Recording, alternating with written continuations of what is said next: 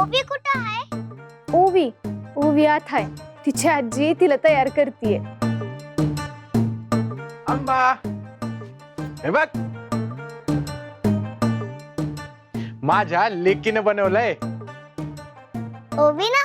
आणि त्या म्हणाली बाबा हे फक्त तुझ्यासाठी. आता हे म्या माझ्याजवळ कायम ठेवणार. सुनंदे बघितलं का, मी म्हणलं होतं ना मी शिवलेली कपडे ओवीला अगदी बराबर होतील. अगं ओवीसाठी तिच्या आजीनं कपडे शिवले आहेत, पण माप बरोबर होईल का नाही ह्याचीच काळजी होती बघ. अगं सगळी चिंता मिटली. आपली ओवी राजकुमारी दिसते, राजकुमारी.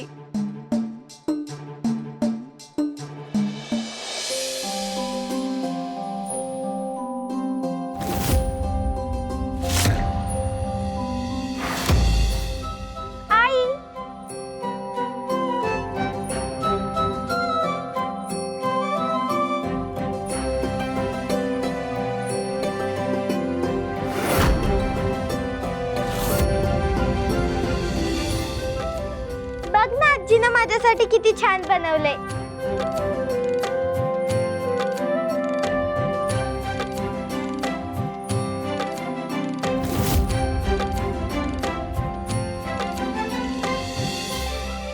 लई सुंदर दिसतेस ग.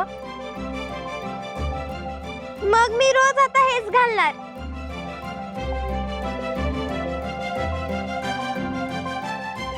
आंबा आता तू सांग मी कशी दिसते ग? ओवी खरंच खूप सुंदर दिसतेस तू.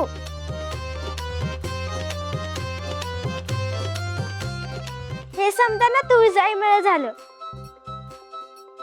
ती आधी माझा परिवार बनली होती आणि तिनं आता मला माझा परिवार मिळवून दिला.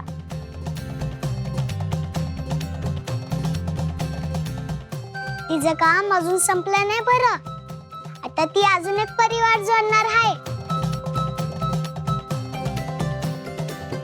म्हणजे वाड्यात एक ताई आली आहे, परडीवाल्या आजींची मुलगी.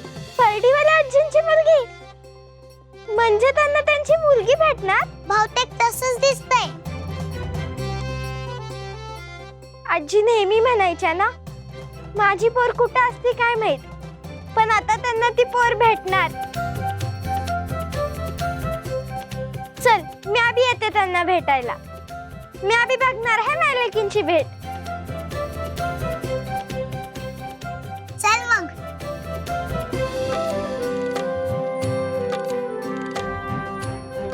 देवी आई, हरवलेली माणसं परत भेटली की आयुष्य किती सुंदर होतं हे आज म्या जगते. आता हाच आनंद परडीवाल्या आजीच्या बी वाट्याला येऊ दे.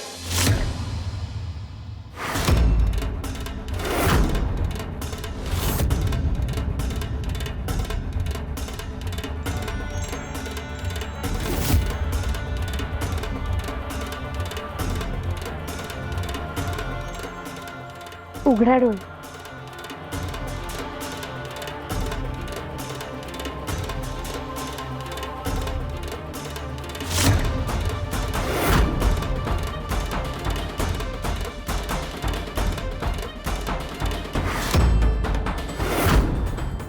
कोण ग ही?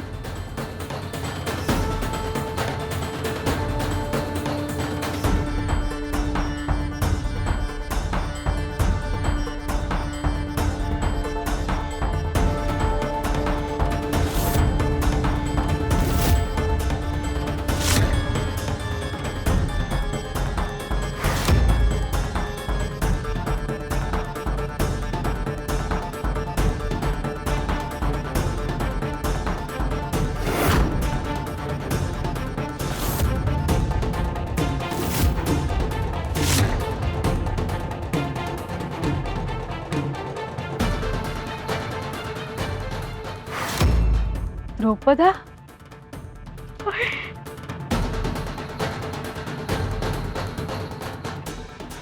आंबा आजीला तिची लेक भेटणार.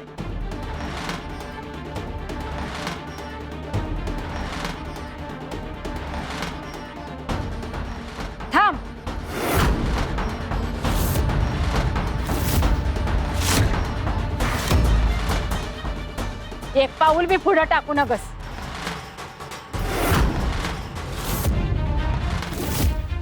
अरे मी तुला घ्यायला आलीये. मला क्षमा कराय. माझी चूक झाली.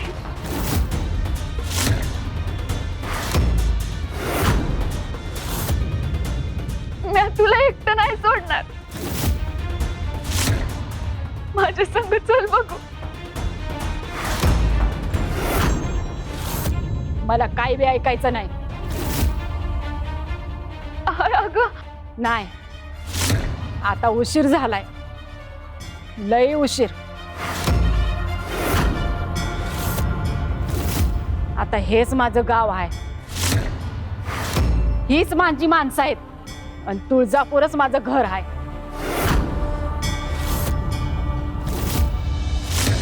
मी इथून कुठं बी जाणार नाही. मला एकटं राहू दे. अगं